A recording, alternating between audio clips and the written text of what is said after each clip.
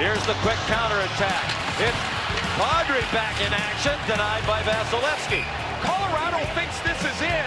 I think it is in. One more game to win. Here's Kadri, makes a great move on Sergachev. It's going to hit Vasilevsky and then the back of the net. I thought he made the save for a second, and next thing you know, people are sprinting towards me, so it's a good feeling. It was a stunning victory in overtime for the Avs, all thanks to Nazem Kadri. I mean, I've been waiting for this my whole life, so I figured I'd stop waiting and just try to join the party. The Stanley Cup is now on its way to Denver for Game 5. One more game. Are Yeah. you bring it home in Denver? Yeah! And downtown is already getting ready for the huge crowds of Avs fans. You may want to avoid downtown because it's going to be a wild ride tomorrow night. Yes, it is. Thank you for watching Denver 7 News at 5. I'm Jacqueline Allen. And I'm Jessica Porter. For first tonight, Aurora police have arrested a 20-year-old for first-degree murder for a deadly I-70 shooting over the weekend. The victim's a father with 3 young children, and police say this senseless act of violence was related to street racers. Those racers crossed paths with the family, who police say weren't involved in racing at all. Denver 7's Colette Bordelon was at today's press conference and joins us live in Aurora. Colette, this investigation really came together just over the last 2 days. Investigators say this is one of the most difficult cases they've ever worked. It was hard to find leads and witnesses, but thanks to key interviews, they were able to make that arrest early this morning. The victim in this case is John Jaros, and when I went up to his mountain town community just days ago, I learned more about who he was and what this loss means to his community. Flags fly at half-mast in Glen Haven for a man who meant more to this mountain community than words can say. Most of the department is kind of still in a state of shock. We still expect John to show up. John Jaros was the assistant fire chief for the Glen Haven Area Volunteer Fire Department. John was a bigger-than-life character. He was also a committee member for the Rooftop Rodeo in Estes Park. John was a total family guy first. So the first thing he would do is say, whatever you can do to help out my wife and kids, please do that. And as the procession made its way through the community today, his family got some answers. By no means is this investigation over. Jaros was driving with his wife and 3 kids along I-70 on Saturday evening in the eastbound lanes in between the Tower and Colfax exits. Police say a number of street racers stopped traffic, and Jaros tried to get around them. That's when shots were fired and Jaros was hit. He died at the scene. Katie had the strength to lean over, put the vehicle into neutral, and guide the truck to the shoulder where it came to rest. Katie, John's wife, sent a statement thanking police for arresting 20-year-old Jeremy Roca in Commerce City on first-degree murder charges, along with 4 counts of attempted first-degree murder. It was just within the last 48 hours that things started to come together. Police couldn't say if they found the weapon used during their search warrants, but they don't believe any other street racers fired a gun. And those other drivers likely won't be charged with anything and have been cooperating with police. This is not recreational fun. I mean, they're shutting down highways, they're conducting dangerous behavior. In the statement from Katie, she hopes to find forgiveness in their hearts with time, and even for prayers for the man who took her husband's life. Aurora police say they're still looking for information in this case. If you know anything, they encourage you to contact them. They haven't handed this over to the DA's office yet.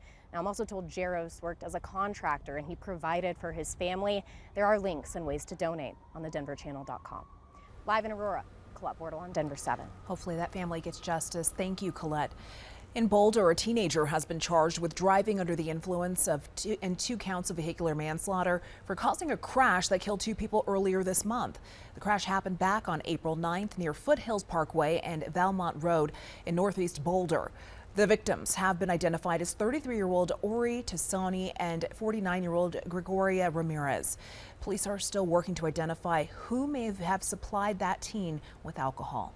A state trooper is going to be okay after this crash this morning in the northeast corner of Colorado. Police say the driver who hit that trooper on I-76 was taken to the hospital. State Patrol's asking everyone to put the cell phone down and move over for patrol vehicles. All right, finally, we can say it. The Avs are just one win away from hoisting up the Stanley Cup. Game 4 last night, it was a wild ride. In the end, the Avs won it with this slightly confusing goal by Nazem Kadri. To relive that great moment, here's the game winner as called by Altitude Sports Radio. Nazem Kadri inside the circle. Kadri! Where's the puck? How did that not go in? It did. It did go in. It did? It did. It did! He scores! Nazem Kadri! The Kadri man can! I didn't see it, but they did! I don't believe it! It did go in, it did. There is plenty to unpack 24 hours after that win, including the fact that the Stanley Cup will be right here in Denver tomorrow. It's so exciting. But let's first get to Denver 7's Jason Grenauer, who's going deeper on that wild win. Yes, good evening, everybody. A lot to break down from last night's game. We can and will talk about how the Avs are now just one win away from raising the cup on home ice, how that OT winner, as you just heard, kind of fooled the refs on the ice and the commentators on the broadcast. And then there's that bit of saltiness coming out of Tampa Bay. I'm not talking about the ocean. Tampa's head coach said last night we should still be playing, and Tampa fans and reporters were quick to point to screenshots showing the Avs mid-line change on that final play of the game. The complaint, the Avs had too many men on the ice and the goals shouldn't have counted. But then there were those other screenshots showing Tampa with 7 men on the ice at the time. That goal was reviewed. It counted. The Avs won. The NHL confirmed it in a statement. And head coach Jared Bednar kind of put things to bed with his thoughts this morning. You look at that clip and you back that clip up, and I did multiple times already to see exactly what they were talking about. And Tampa's got 2 guys jumping on with their D coming off the ice from the zone away. I count 7-6 at one point, and so that is what it is. That's the way the game's played. I don't see it as a break, a non-break. I think it's actually nothing. Nothing left to do now but get ready for Game 5 with a 3-1 series lead. And according to ESPN Stats and Info, teams to take a 3-1 series lead have won 33 consecutive series and are 34-1 all-time. That's since 1939. Well, that's on the ice, but there are plenty of happenings around town to prepare for Game 5 tomorrow. Bars, restaurants, the city, police. Denver 7's Megan Lopez is live on the preps for the potential cup-clinching game. Yeah, Jason, there is a lot of excitement about will tomorrow be the day that the Avalanche maybe possibly clinch the Stanley Cup for the first time in 21 years. Now, they don't want to jinx it, but both the city and businesses are preparing just in case tomorrow night is that night. We're just getting ready for tomorrow. Call it the calm before the storm. Denver knows how to party, and we're going to get crazy. Or maybe more appropriately, the calm before the Avalanche at Nola Jane. The first 2 home games were incredible. I mean, busy, busy, busy. Owner and executive director Mike Goldman is ready for anything. We beefed up like crazy. I mean, I brought in a full kitchen staff 3 or 4 days just to prep so much food because we're going to go through it. That's been a bit of a challenge. They can't find chicken tenders anywhere, so they're making them from scratch. Little things in my kitchen, things like the fish we use all the time, smaller items, certain spices we can't get. But they're working around it, getting creative, and getting excited for Game 5. The city of Denver is also busy prepping. We're learning so much after each watch party at Ball Arena and in Auraria campus. The Avs game is not the only event this weekend, though. Parts of Van Ock Street, 14th Avenue, Broadway, and Colfax will all be closed starting Friday for the Pride Parade. The city itself is very experienced in balancing many different types of events and activities. Over at Denver Police, we remind folks not only to celebrate responsibly, but to celebrate in a lawful manner. They're finalizing safety plans and asking for the public to help out. We could do it safely. We can stay out of the penalty box. They are staffing up, but these days that's a challenge. But this is where leaning on the partners, figuring out different staffing plans in order to maximize and ensure that we have enough coverage. Still, they say they're ready for whatever Game 5 brings. So you heard about some of those road closures. Denver city officials say it's going to be very difficult to drive around downtown before, during, even after the game. So if you don't have to be down here, you really shouldn't. And they're also encouraging a lot of people to maybe take mass transit, use a bike, use some of those scooters you see around town, because again, it's going to be crazy trying to drive down here. They're also asking people to please bring and drink a lot of water because it's going to be hot tomorrow. Jacqueline? All right, thank you, Megan. Now, whether or not you were at home at any of the watch parties or at your neighborhood bar, if you watched last night's game, the winning goal likely sent you through a roller coaster of emotions. Now, thankfully for us, some people recorded themselves watching that overtime goal. So here are some reaction videos from Adams County firefighters who are watching at Station 11 and one Denver couple watching at home.